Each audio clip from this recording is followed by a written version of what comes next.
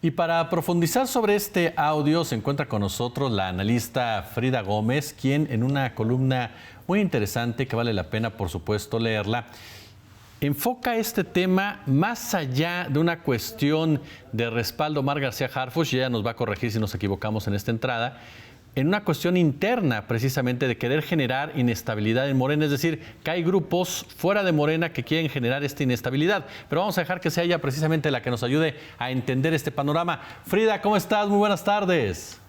Muy buenas tardes, querido Jesús. Muchísimas gracias por este espacio. Un saludo, querida Belinda, a ti, a ustedes, a toda su audiencia. Doctora, ¿qué lectura le das tú a la aparición precisamente de este audio? Ayer nos comentaba Alberto Escorcia, no es el primero, ya vimos otro de Clara Brugada hace unos días, anteriormente el propio Marcelo Ebrard Casaubon, y en el caso de Ebrard, este paralelismo de que apareció también durante el proceso interno de Morena, haciendo referencia a sus divisiones con Claudia Sheinbaum, que también fue negado por el propio ex canciller. ¿Cuál es la lectura que tú le das a este audio que aparece de Martí Batres y lo que ahí presuntamente se dice? Bueno, pues primero creo que no hay duda, ya hay un análisis muy profundo también aquí en tu espacio con el periodista Alberto Escorcia sobre la falsedad de este audio. Sin embargo, creo que en lo profundo del audio necesitamos saber a quién le afecta y a quién le beneficia. En algún tuit, la periodista Sabina Berman acusaba al propio equipo de Omar García Harfuch como si este audio le pudiera beneficiar de alguna manera. Yo discrepo en esta percepción, ya que me parece que este audio a quien en un primer momento afecta es a Omar García Harfuch por el contenido y más que el contenido, el tono en el que pareciera que Martí Batres, acompañado de todo un contexto en el que el grupo más arraigado de trabajo, más profundo, digamos el grupo más radical o el grupo que tiene un aspecto fundacional en Morena, no ha visto con buenos ojos su candidatura y creo que este audio abona a esa división y va de la mano con una estrategia de desinformación mediática y de manipulación que se genera también en el contexto del huracán Otis. Yo hago esta comparación porque me parece que no es casualidad ver cómo la estrategia de generar noticias falsas para influir negativamente en la percepción,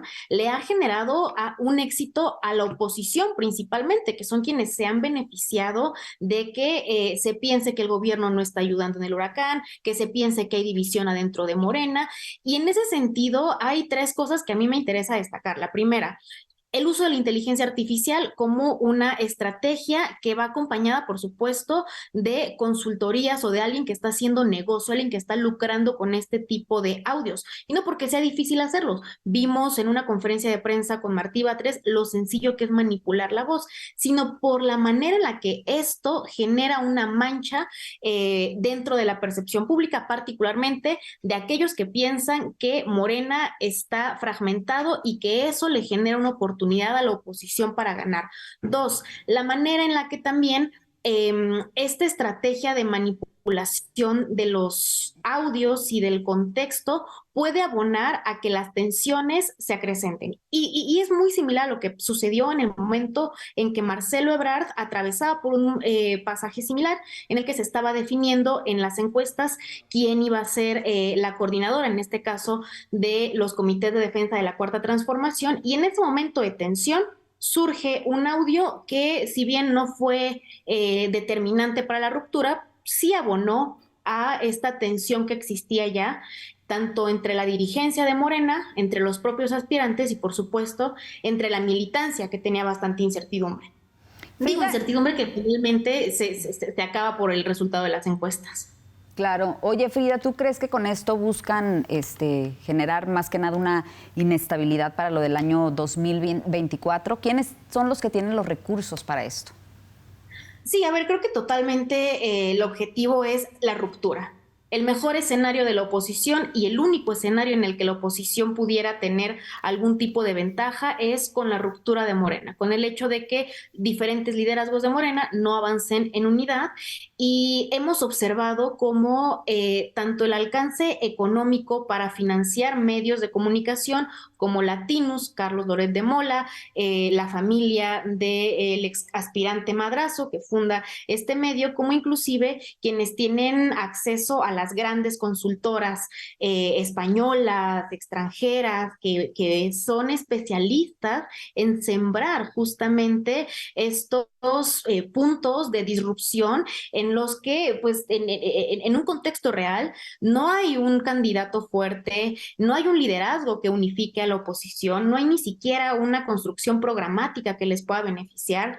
La única carta que tenían Xochitl Gálvez ha generado más negativos que positivos, y en ese sentido creo que son los grupos que le invierten a generar este ruido, porque su expectativa no es ganar, su expectativa es debilitar a Morena, y en la medida en que se logre debilitar, que sus liderazgos vayan avanzando. Ahora, en la Ciudad de México hay particularmente un asunto excepcional, porque Santiago Taboada, que es su carta más fuerte, está involucrado en el cártel inmobiliario.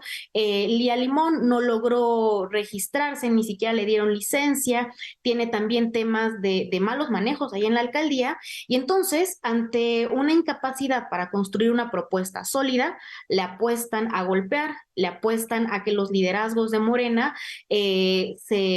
digamos, se desentiendan o se molesten entre ellos. Y ojo, algo que a mí me ha parecido muy interesante es que esta contienda revive a las bases de Morena. Yo hoy veo un partido que está muy entusiasmado en las calles, promoviendo tanto a Omar García Harfuch como a Clara Brugada, a Hugo López-Gatell, y creo que eso al final es saludable para el partido, aunque por supuesto que la expectativa de la oposición va a ser que esto se rompa, y en medida en que se rompan la unidad de Morena y los liderazgos de Morena, pues es que ellos podrán ir cosechando, y no es sencillo, porque lo que está en juego no es una entidad más, es la Ciudad de México, es el bastión histórico de la izquierda. Frida, en tu opinión, ¿quién crees que puede estar detrás en contra de García Harfuch? Pues no sé si me atrevería a decir a una persona en específico. Sí me parece que no es casualidad el hecho de que se le ataque por igual a Omar con la misma estrategia con la que ya se le tocó hace unos días a Clara Brugada. También circularon audios de Clara Brugada. Creo que en realidad este es un ataque que se tiene perfilado para debilitar a Claudia Sheinbaum, para cuestionar el liderazgo que ella tiene adentro del movimiento, para cuestionar inclusive este acto simbólico del bastón de mando en el que ella se convierte en la cabeza o en la lideresa que va guiando, y creo que ella ha sido muy clara en decir que al final quien va a decidir es el pueblo mediante la encuesta, que no hay favorita o favorito, que no va a haber dedazo. A quienes les beneficia es a estos grupos de Atypical TV, Carlos Alasraqui, Javier Lozano, es decir, estos grandes grupos que se han concentrado en la comunicación y en los medios de difusión y en las redes sociales para generar esta desinformación, y creo que como tal no es algo que le beneficie a una sola persona, es decir, la política es de grupos. Esto afecta tanto a Clara Brugada como al propio Omar García Harfuch y a la izquierda de Martí Batres y a la izquierda de Claudia Sheinbaum, pero también afecta al presidente y también afecta a todos aquellos que están involucrados en golpeteos con la misma estrategia, porque ojo, no es un ataque aislado. Es una estrategia que podemos observar que se va en contra, ya pasó en contra de Marcelo Ebrard, en contra de Claudia Sheinbaum, en contra de Omar García Harfuch, en contra de Clara Brugada. Entonces me parecería necesario analizarlo dentro del contexto de grupos que se pueden beneficiar de esto, que son grupos particularmente de Xochitl Gálvez, de la oposición de Santiago Taboada, de estos grupos del panismo que se han acercado a consultores en otros momentos para crear la propia campaña que decía que Andrés Manuel López Obrador era un peligro para México. Yo creo que por ahí viene este tipo de estrategias y de golpes, y que ahora también con herramientas como la inteligencia artificial, pues prácticamente tienen un espacio dinamitado para poder hacerlo con mayores herramientas. Tengo 1 minuto y medio, doctora. Preguntarte, Porque no puedo dejar de hacerlo desde tu calidad de analista y también de activista, que has luchado constantemente a través de todos estos años por la igualdad de género en la política particularmente. Este tema de la paridad, ¿crees que ayude en un momento dado a distender las cosas y quite precisamente armas a estas campañas que están lanzando en contra precisamente de los candidatos de Morena? Sí, totalmente. Esta medida, además de ser histórica, necesaria, es un tema de construir presión para que los partidos políticos puedan reconocer los liderazgos de las mujeres que ya se han consolidado, pero también invertir en construir mejores condiciones y más espacios para fortalecer más liderazgos de mujeres.